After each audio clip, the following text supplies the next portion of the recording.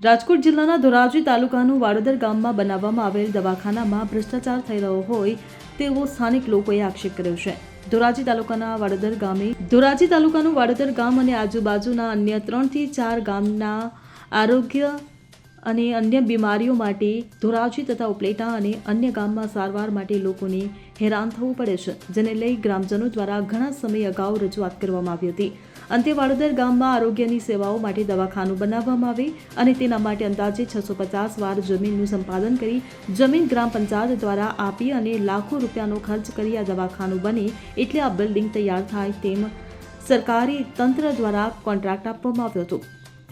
ત્યારે હજુ તો પાયા અને અન્ય બિલ્ડિંગને લગતી દિવાલ અને અન્ય કામકાજ કરવામાં આવેલ છે, પણ વાડોદર ગામના જાગૃત નાગરિકો અને આગેવાનો ગ્રામજનોએ રોજે રોજ કામગીરી કેવી પ્રકારની થાય છે તે માટે સ્થળ મુલાકાત લેતા હોય અને કોન્ટ્રાક્ટર દ્વારા ભ્રષ્ટાચાર થયેલા હોય અને બિલ્ડિંગ બનાવવાની શરૂઆત થઈ ત્યાં જ ભ્રષ્ટાચાર સામે આવ્યો છે.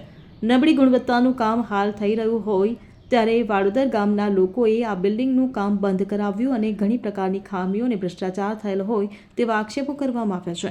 સ્થાનિક લોકોએ અને યોગ્ય બિલ્ડિંગનું કામ થાય અને જવાબદાર તંત્ર રોજ હાજર રહીને સારું કામ કરવામાં આવે અને આ કોન્ટ્રાક્ટરને બ્લેકલિસ્ટમાં મૂકવામાં આવે તેવી માંગ કરવામાં આવી છે.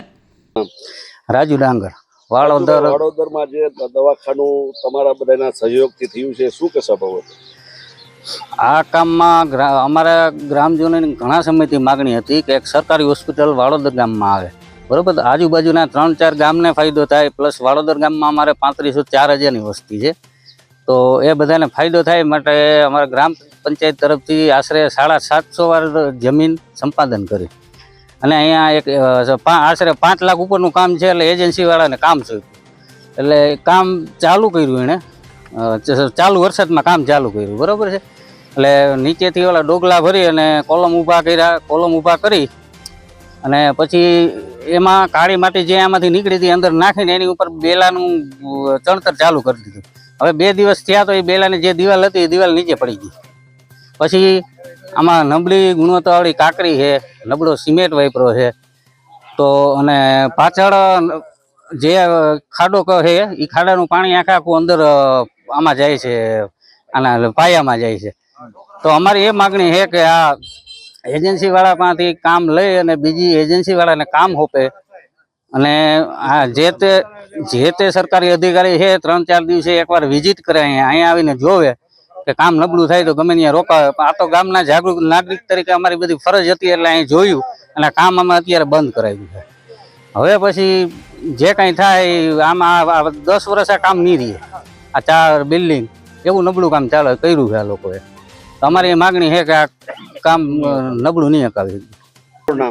મારું નામ ચિરાગ ઠેસિયા અને વાડોદર ગામનો વતની હોઉં. અહીંયા સરકારી હોસ્પિટલનું કામ હાલે છે, જેનું પાયાનું કામ જ હાવ નબળું છે. અત્યારે તમે જોઈ શકો કે બેલા ને આ તે બધું ધસી ગયું છે, એકદમ કાળી માટી ને એવું જ વાપરેલું છે.